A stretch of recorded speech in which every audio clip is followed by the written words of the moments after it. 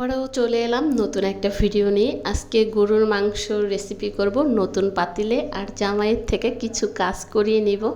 Hello everyone, আসসালামু আলাইকুম। কেমন আছো তোমরা সবাই? আশা করছি আল্লাহর রহমতে তোমরা সবাই অনেক ভালো আছো। আমি আলহামদুলিল্লাহ অনেক ভালো আছি। তো এই যে সকালবেলা আমরা নাস্তা করতেছি প্রতিদিনের মতোই। তো এটাও ছিল জান্নাতের বাবা বাসায় যখন আর কি ছিল তখনকার ভিডিও। তো বাসায় যেই কদিনে ছিল একটু ঘুম থেকে লেট করে আমরা উঠছি। তো উঠে হচ্ছে এই যে জান্নাতের বাবা হচ্ছে বাইরে গিয়ে নাস্তা নিয়ে আসছে, আর আমি হচ্ছে তাড়াতাড়ি করে চা বানিয়ে নিয়েছি, ডিম সেদ্ধ করে নিয়েছি। তো সেইগুলোই হচ্ছে তিনজনে বসে বসে খাচ্ছি।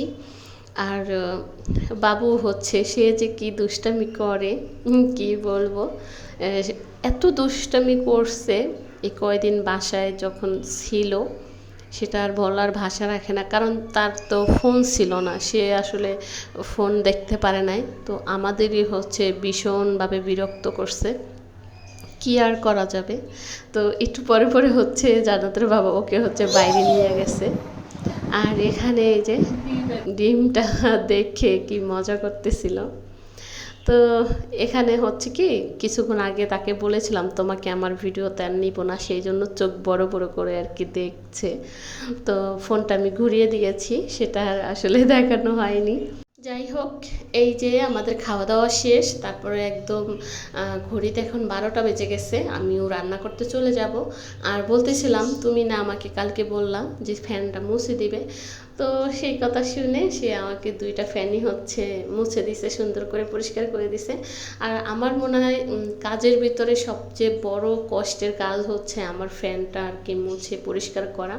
তো সেই জন্য আমাকে হচ্ছে মাঝে মাঝেই ফ্যান মুছে দেয়, কারণ আমি তো অনেক লম্বা একটা মানুষ, ফ্যান মুছতে আমার বিরাট কষ্ট।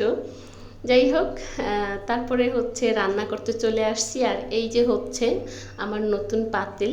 তো এটার ভিতরে এখনও আমি রান্না করিনি, আজকেই হচ্ছে প্রথমবার রান্না করব। তো সকালে ঘুম থেকে উঠে বললাম তুমি তো আমাকে নতুন পাতিল কিনে দিলে, তাহলে নতুন পাতিলে প্রথমেই কি রান্না করব? অন্য তরকারি রান্না করব না, ঠিক আছে মাংস রান্না করব। তারপরে যেই কথা সেই কাজ, তাড়াতাড়ি সে গিয়ে হচ্ছে গরুর মাংস নিয়ে আসছে একটু। তো সেগুলো আজকে এই পাতিলটাই রান্না করব। তো এখানে প্রথমেই পেস্টটা সুন্দর করে ভেজে নিয়েছি। তা এখন দিয়ে দিলাম পানি একটু, কারণ এই পানি ছাড়া পেঁয়াজের ভিতর যদি আমি মশলা দিতে চাই আমার মশলাগুলো হয়তো দেখা যাবে পুড়ে কালো হয়ে যাওয়ার সম্ভাবনা আছে। তাই সবসময় আমি পেঁয়াজের একটু ভেজে তারপরে হচ্ছে পানি দিয়ে নিই, তাহলে আর মশলাটা কালার নষ্ট হয় না, কালারটা একদম সুন্দর পারফেক্ট থাকে। তো তারপরে হচ্ছে এক এক করে সব ধরনের মশলা দিয়ে দিলাম, যেমন হলুদ, মরিচ, তারপরে আরেকটা মশলা যেন কী নিয়ে আসছে আমার এখন মনে নাই, ভুলে গেছি, লবণ, তেজপাতা, তো গরম মশলা সব কিছু এক এক করে দিয়ে তারপর আজকের এই গরুর মাংসটা রান্না করব। আর মাংসটা রান্না করার পরে আসলে কি বলবো, দারুণ মজা হয়েছিল আজকের, মানে পার্সোনালভাবে আমার কাছে মজা হয়েছে। যাই হোক, তারপরে এই যে আদা রসুন বাটাও দিয়ে দিলাম। আর একবার ভেবেছিলাম প্রেশার কুকারে রান্না করি, যেহেতু গরুর মাংস সেদ্ধ হইতে একটু সময় লাগে।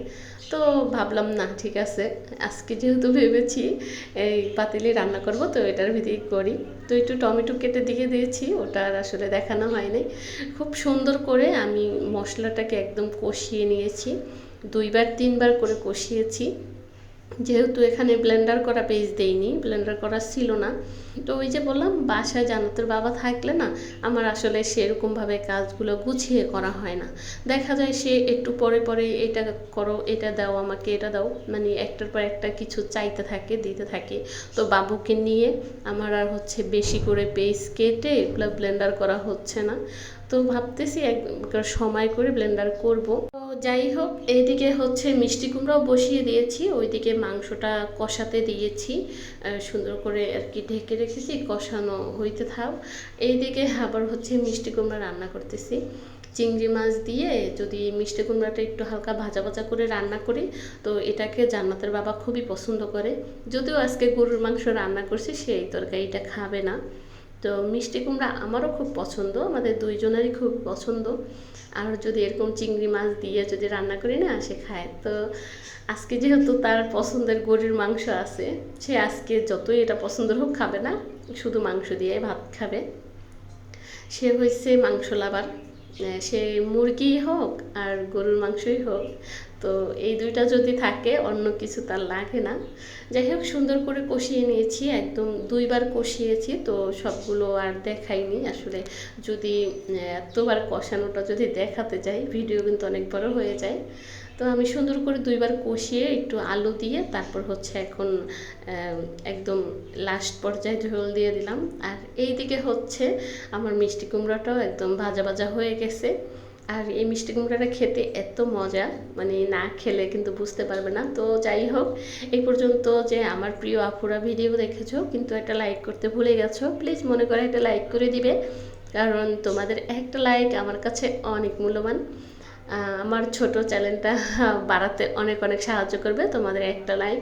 তাই বারবার বলছি, ভিডিও দেখতেছো, কমেন্ট করতেছো, কিন্তু একটা লাইক দিচ্ছ না, প্লিজ মনে করে একটা লাইক দিয়ে দিবে, কারণ কমেন্ট করতে সময় লাগে, লাইক করতে কিন্তু সময় লাগে না। তাই বলছি অবশ্যই কিন্তু একটা লাইক দিয়ে দিবে। তো যাই হোক, এখানে হচ্ছে এই যে বাদাম একটু লবণ আর তেল দিয়ে ভেজে নিচ্ছি। বাড়ি থেকে এই যে বাদামগুলো পাঠাইছিল, তো আমি হচ্ছে ছোকলাগুলো ছুলে একটা ডিব্বাতে রেখে দিছি। জান্নাতের বাবা ওইটা দেখে বলতেছিল একটু বাদাম ভেজে নাও। তারপর হচ্ছে বাদাম ভেজে মজা করে খাওয়া দাওয়া শেষ করে আবার চলে আসছি বাইরে, আমরা একটু নদীর ওই পারে যাব। জান্নাতের বাবার একজন বন্ধু আসবে, তো তার সাথে হচ্ছে দেখা করা হবে আর আমাদের একটু ঘোরাফেরা হবে। আর নদীর ওই পার হচ্ছে মোটা মুড়ি পাওয়া যায়, দেশ গ্রামে যে মোটা মুড়িটা হয় না, ওটা হচ্ছে পাওয়া যায়। আর ওই জান্নাতের বাবা মোটা মুড়িটা দিয়ে চা খেতে খুব পছন্দ করে, সেটাও নিয়ে আসা হবে আর আমাদের একটু মজা করে নদী পার হওয়া হবে। তো এই যে আশেপাশের জায়গাটা দেখতে এতটা ভালো লাগতেছিল, আমি একটু ভিডিও নিয়েছিলাম। তারপরে সামনে যখন এই যে পানি ধরতেছিলাম, দেখলাম বড় একটা জাহাজ আসতেছে, তো মনে মনে ভয় পাইতেছিলাম। আর জান্নাতের বাবাকে বলতেছিলাম এখন কি অনেক বড় করে ঢেউ আসবে, তো বলল যে না, ঢেউ তো আসবে না, তো এত ঢেউ আসে নাই। তো ওকে বললাম আমাকে একটু ভিডিও করে দাও, তাহলে আমি অনেক খুশি হব। তাই আমাকে আবার একটু ভিডিও করে দিয়েছিল, তো আমি আবার একটু পানি ধরতেছিলাম। তারপরে আমাদের একদম ঘোরাফেরা করে খাওয়া দাওয়া করে রাইত হয়ে যেতেছিল, বাসায় আসতে আসতে একদম 8টা বেজে গেছে, 8টা সাড়ে 8টা বেজে গেছে। তারপর হচ্ছে এই যে আবার আমরা বাসায় চলে যাচ্ছি। চারিদিকে একদম হালকা পাতলা একটু বাতি, আর মাঝখান দিয়ে হচ্ছে আমরা অন্ধকারে পড়ে আছি। তো ব্যাপারটা কেমন তোমরা কিন্তু কমেন্ট করে জানাবে। আর আবারও বলছি অবশ্যই ভিডিওতে একটা লাইক করে দিবে। তো যাই হোক, গল্প করতে করতে একদম ভিডিও শেষ পর্যায়ে চলে এসেছি। এই পর্যন্ত বিদায় নেব, আবারও চলে আসবো নতুন ভিডিও নিয়ে। আল্লাহ হাফেজ।